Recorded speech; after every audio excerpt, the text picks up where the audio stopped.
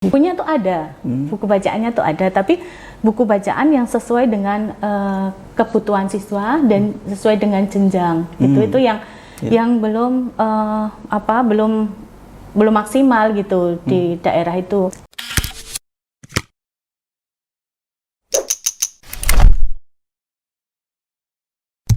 Halo Sobat CPPS UGM dimanapun berada, kembali lagi kita bertemu dengan acara Popcorn atau Population Corner, bincang-bincang tentang isu kependudukan dan kebijakan dengan Pusat Studi Kependudukan dan Kebijakan Universitas Gadjah Mada atau biasa dikenal dengan PSKK UGM. Pada kesempatan kali ini kita akan bincang-bincang terkait dengan Hari Pendidikan Nasional 2 Mei, yaitu tentang kemampuan literasi pada peserta didik tingkat sekolah dasar.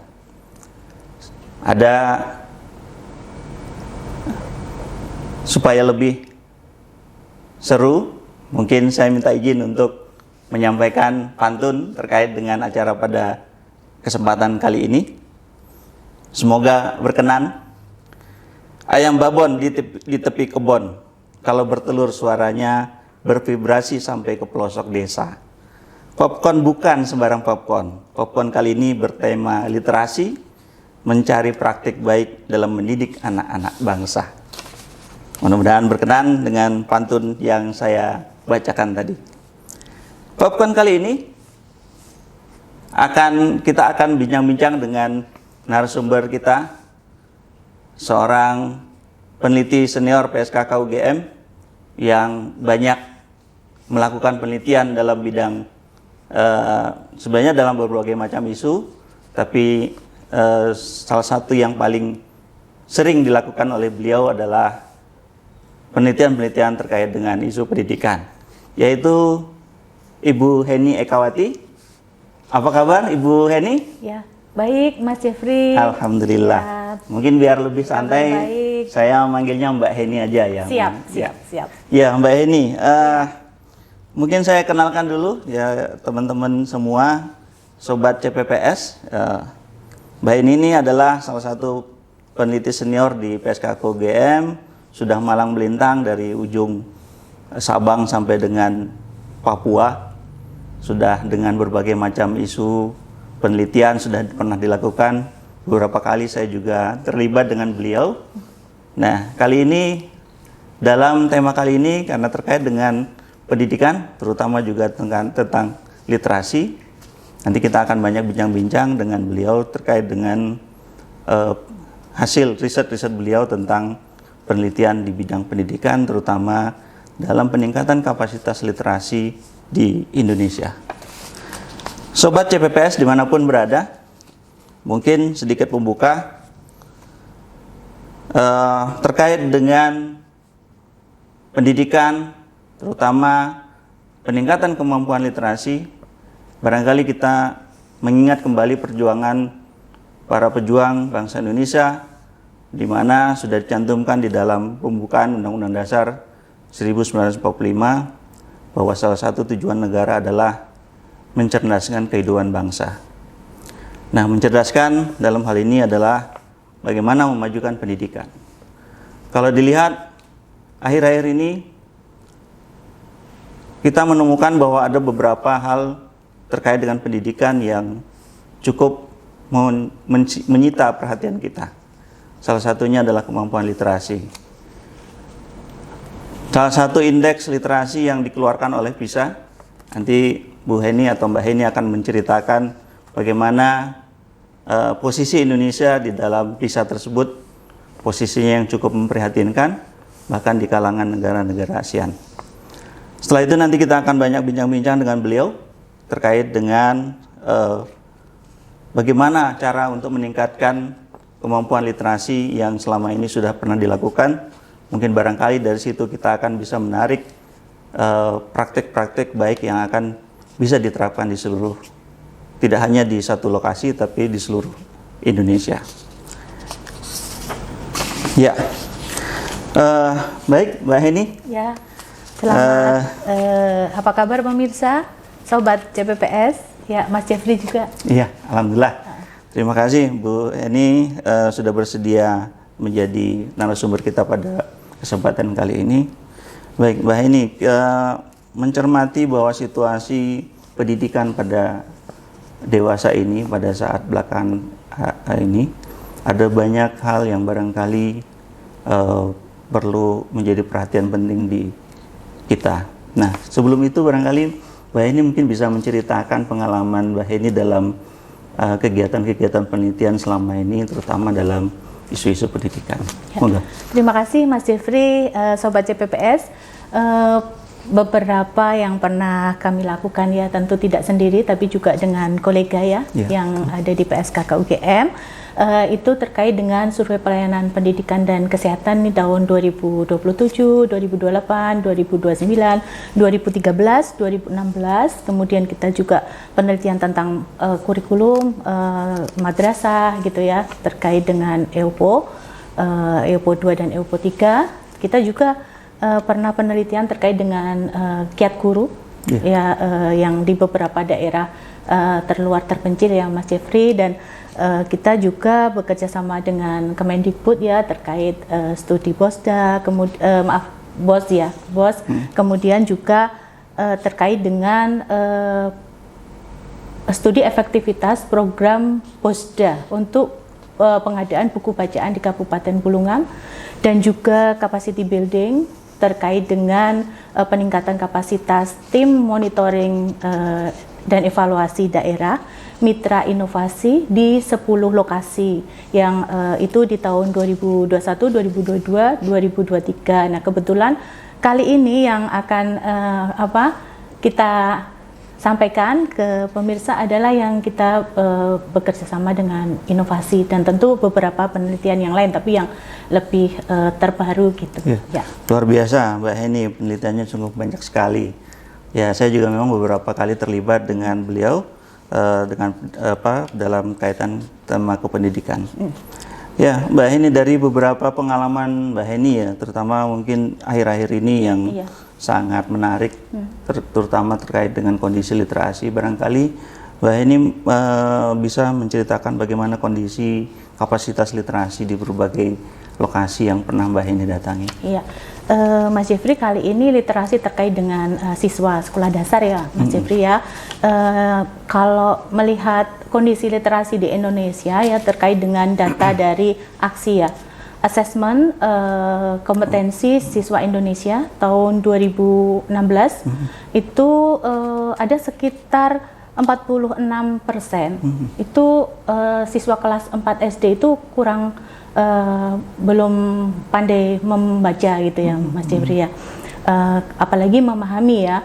Kemudian data PISA di tahun 2018 ya, PISA Program International for Student Assessment ya, itu kita berada di posisi 72 dari 77 negara ya. Tapi di data 2022 yang dirilis Kemendikbud tahun 2023 ini kita bersyukur ya, ada peningkatan 5 hingga 6 posisi ya di data PISA-nya itu. Iya. Menarik Mbak Heni. Jadi ternyata kemampuan literasi anak didik di Indonesia masih rendah ya, bahkan di antara negara ASEAN barangkali. Nah, ini jadi kemudian tentunya bukan berarti bahwa kita kemudian menjadi putus asa dengan kondisi tersebut. Justru kemudian memancing kita untuk kemudian bagaimana meningkatkan kapasitas tersebut. Nah, dari kondisi yang Mbak Heni temukan itu kemudian sebenarnya penyebab permasalahan literasi rendahnya kemampuan ini seperti apa Mbak? Dari apa penyebabnya? Oh iya, ya. Sebenarnya tadi saya mau sampaikan dulu yang terkait dengan data PISA itu. Kita alhamdulillah tahun 2023 ini kan sebenarnya sesuai dengan yang di Kemendikbud itu kan kita berhasil melewati masa COVID kemarin. Kita masa COVID dengan adanya kurikulum darurat yang diberlakukan. Itu kemudian juga kurikulum yang fleksibel juga. Itu ternyata menurut Kemendikbud itu berhasil Indonesia berhasil melewatinya. Tapi pada persoalan yang ditanyakan Mas Jeffrey ya, sebenarnya apa aja sih yang terkait dengan literasi itu ya, dari data inovasi itu menunjukkan bahwa memang ada sistem ya yang belum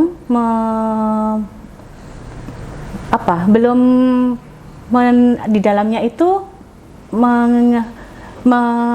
memasukkan adanya bagaimana sebenarnya sistem untuk literasi di kelas bawah terutama.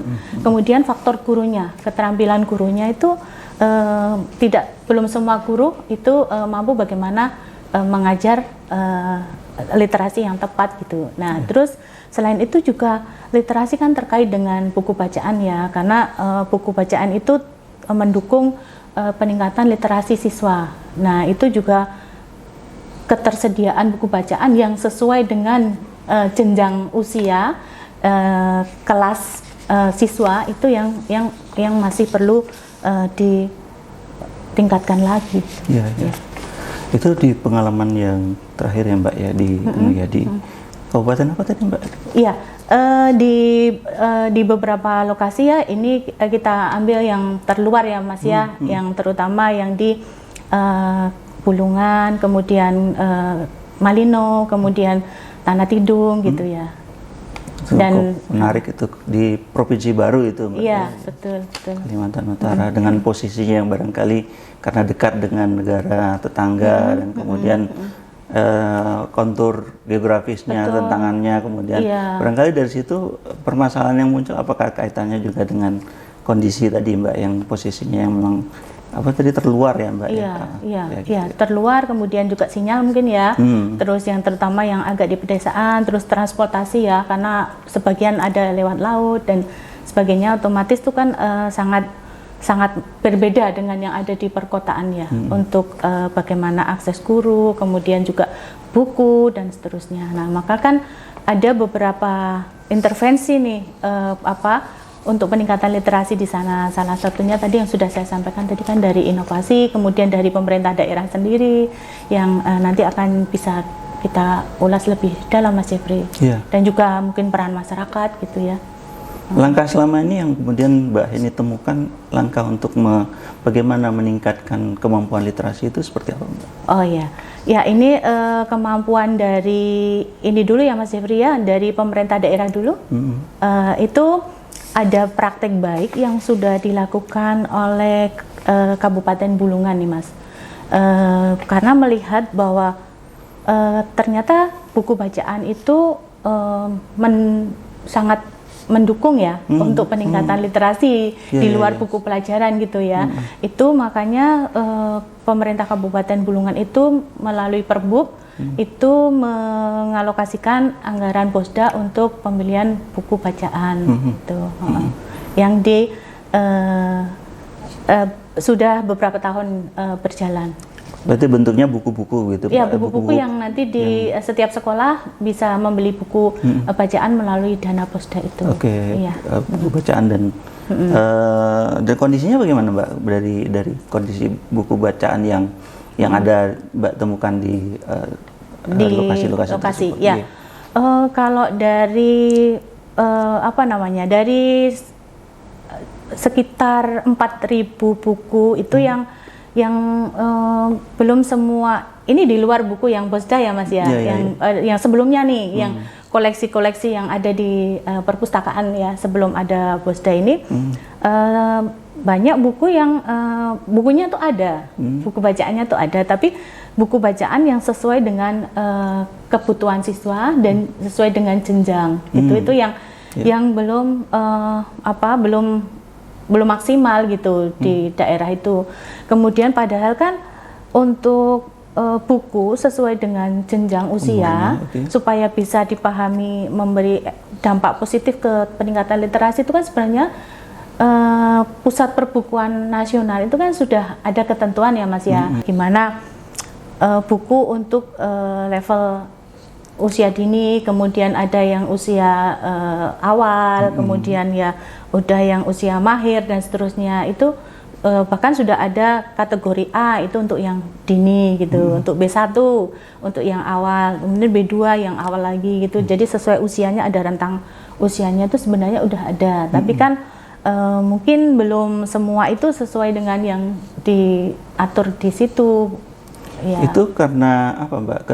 Ketidaksesuaian umur dengan bukunya itu, apakah karena memang jumlah bukunya kah, atau memang dari segi judulnya barangkali, atau tema-temanya begitu, atau iya, ya mungkin tema, kemudian isi, kemudian apa namanya, makanya praktek baik yang dilakukan guru di sana ya, di Malinau ya, yang ada apa namanya informan yang menyampaikan praktek untuk kebutuhan buku di sana itu.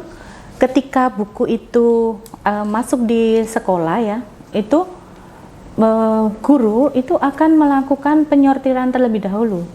Jadi penyortiran otomatis mengecek semua buku yang ada, buku bacaan yang ada. Kemudian dari buku yang ada itu dikategorikan mana ini yang cocok untuk kelas bawah, kelas 1, 2, 3, atau ini yang cocok untuk kelas atas gitu.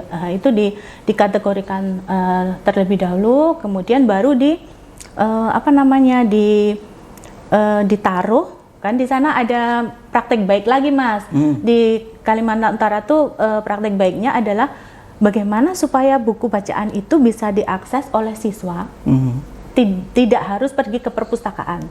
Ya, karena kan otomatis waktu yang istirahat kan juga sempit ya anak-anak kalau pergi ke perpustakaan. Tapi buku-buku bacaan yang sudah dipilah sesuai jenjang itu akan ditaruh di pojok baca di ruang kelas. Iya. Jadi misalnya anak kelas 3 nih, buku yang ditaruh di pojok baca adalah buku yang sesuai dengan kebutuhan untuk peningkatan literasi anak kelas 3.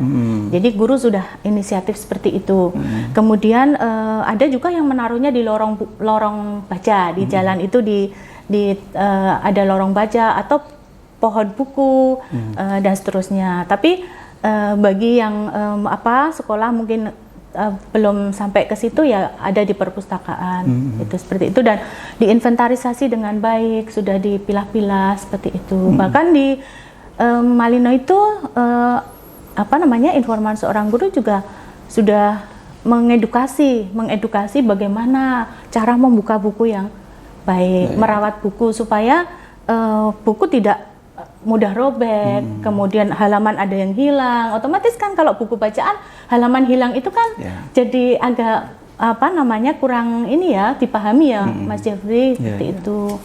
Atau jangan-jangan ada juga yang mungkin takut bukanya karena nanti takut rusak. Ada nggak mungkin cerita-cerita di lapangan gitu? Oh ya, kalau itu sih sebenarnya dari buku yang pembelian buku yang buku baru itu sebenarnya bukan takut rusak, tapi apakah sudah boleh dibuka apa belum? Nah, itu yang terjadi apa namanya, sebenarnya mau muka juga boleh belum ya ini gitu loh, intinya itu sih.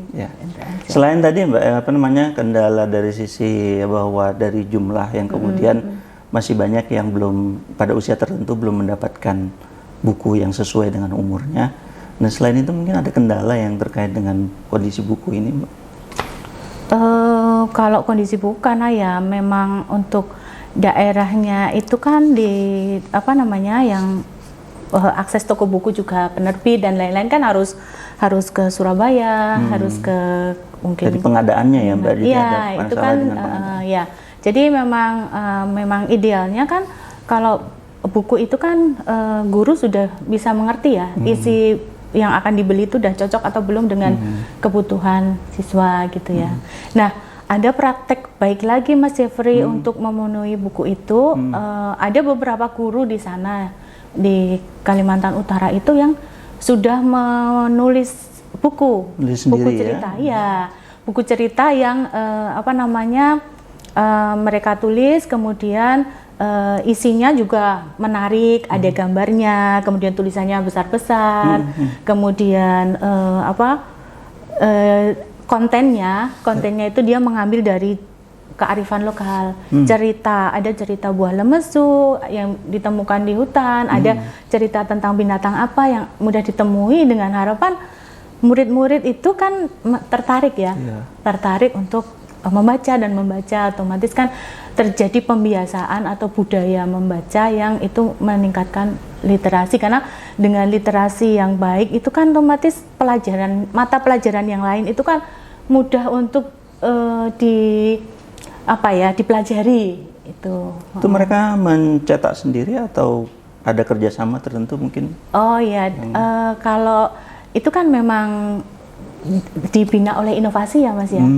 Juga untuk percetakannya juga ada disupport begitu ya. Disupport. Tapi kan dengan demikian guru sudah mempunyai tanda kutip keahlian. Seandainya nanti akan menulis sendiri kan sudah tidak sudah bisa mandiri lah, secara mandiri, karena bukunya menarik Mas Jeffrey, dan buku itu kan juga dicetak 2 ya Mas ya, yang versi kecil yang untuk siswa, dan versi besar yang dinamakan Big Book itu kan yang untuk guru dalam mengajar ke siswa. Jadi panduan buat mereka. Panduan, iya betul. Nah dari tadi dari situasi itu kemudian praktik baiknya mungkin ada di daerah barangkali untuk kemudian dukungan ya, mungkin dukungan dari stakeholders ya, termasuk kemudian dinas pendidikan dan lain-lain, itu bagaimana Mbak? Iya. Mungkin saya masuk ke guru dulu ya Mas ya. Guru ya, itu tadi guru udah menulis ya. Guru juga berusaha nih dari informan yang kami temui gitu ya. Dia juga menyatakan bahwa dia berusaha juga untuk ada membaca bersama 15 menit itu ya, untuk sebelum mata pelajaran itu dia juga terapkan. Kemudian dia juga dalam rangka untuk bahwa sekolah ini adalah pemerataan atau kesetaraan untuk semua siswa ya, baik dari siswa yang berdasarkan gender, anak siswa laki-laki, perempuan, siswa yang berlatar belakang ekonomi bawah, menengah, atas, kemudian juga dengan kebutuhan khusus, disabilitas dan lain-lain kan ada kesetaraan ya. Nah itu juga menjadi sudah dilakukan di sana gitu ya, hal itu. Kemudian yang terkait dengan ini pembelajaran terdiferensiasi, juga ada praktik baik yang dilakukan seorang guru, yaitu hampir semua guru yang ada di semua sekolah yang ada di beberapa kabupaten yang saya sebutkan tadi sudah tahu cara bagaimana melakukan asesmen diagnostik Mas Jeffrey. Jadi siswa itu mengerjakan soal yang itu nanti bisa pemetaan siswa itu berada di mana. Nah ini nanti guru misalnya satu kelas tuh ada 2 nih yang udah mahir dan yang belum. Nah ini yang mahir nanti membaca pakai buku bacaan, yang guru akan memantau, kemudian memberikan tambahan bagi yang belum. Jadi diharapkan ada kesetaraan, nanti semua itu bisa bersama-sama bisa. Itu. Kemudian praktek baik yang lain adalah peran serta masyarakat dan pemerintah desa serta pemerintah kabupaten, yaitu di TBM ya. TBM. Taman Bacaan Masyarakat. Ya, di Bulungan ada, kemudian yang satu tuh di Kabupaten Tanah Tidung ini adalah kabupaten yang awalnya tidak diintervensi program, tapi ada inisiatif secara mandiri dari stakeholder di sana yang ingin seperti kabupaten tetangga untuk program literasi. Mereka belajar, kemudian mereka menerapkan, kemudian mereka justru membentuk TBM, dan bahkan ada gayung bersambut nih dari stakeholder di sana. Ada peran dari pemerintah kabupaten yang ini di sini tim penggerak PKK malah berperan juga di situ, penggerak PKK kabupaten. Kemudian ada pengalokasian dana desa dan ADD yang juga berperan pemerintah desa di situ untuk kelancaran TBM yang terkait dengan buku, dan di TBM ada kerjasama juga sekolah dengan TBM itu supaya anak-anak yang di sekolah kurang lancar itu ada komunikasi dengan TBM gurunya, kemudian kalau sore itu mereka belajar di TBM. Gitu. Di luar masyarakat ada lagi mungkin dari pihak swasta atau apa, ada cerita barangkali? Iya, ada waktu itu dari swasta juga ada bantuan buku juga ada, Mas. Ya, cuman yang memang perlu digarisbawahi memang diperlukan dari pihak penyelenggara pendidikan itu menyampaikan jika ada bantuan itu, ini loh kategori buku penjenjangannya seperti ini yang cocok untuk sesuai umur gitu. Ya. Biasanya ada semacam reward itu apa namanya untuk dari dinas untuk memicu kemudian guru-guru tadi yang membuat buku segala macam, kemudian membuat kayak TBM, kemudian ada semacam insentif dari pemerintah begitu, ada? Kalau kemarin kami belum menggali sampai sejauh itu, Mas. Ya. Baik, Mbak. Tadi juga sudah disinggung juga luar biasa tadi sampai kemudian bagaimana akses disabilitas ataupun akses anak-anak berkebutuhan khusus untuk bisa kemudian maju bareng bersama, belajar bareng gitu. Ya, luar biasa Mbak Heni. Mungkin juga sebelum muaranya kan juga ada kaitannya juga dengan raport pendidikan. Raport pendidikan. Betul. Nah, selama 2020 atau beberapa tahun terakhir ini terkait dengan beberapa kegiatan tersebut, kemudian bagaimana raport pendidikan untuk literasi? Ya, kalau ini kan secara nasional ya Mas Jeffrey, saya dari Kemendikbud ya, rapat pendidikan kan ada 11 komponen ya. Salah satunya adalah kemampuan literasi siswa ya, mulai dari SD, SMP dan seterusnya. Nah, karena kita bicara tadi sekolah dasar ya, saya untuk raport pendidikan tahun ini di 2022 ya, data 2022 rilis 2023 itu 61,53% murid memiliki kemampuan kompetensi literasi di atas minimum ya. Ada kenaikan gitu ya. Tentu ini kan juga upaya bersama ya dalam peningkatan literasi ya. Ini juga terlihat di Kabupaten Tanah Tidung itu juga ada korelasinya gitu ya, dari peningkatan literasi yang jadi seperti semua itu bekerja ya. Di sana ada mungkin dari masyarakat, ada dari guru, ada dari orang tua, mungkin dari pihak lembaga yang memberikan pendampingan, kemudian ada pemerintah desa, pemerintah kabupaten. Rasa kepemilikannya luar biasa ya Mbak, untuk kemudian literasi anak-anak ini luar biasa untuk naik.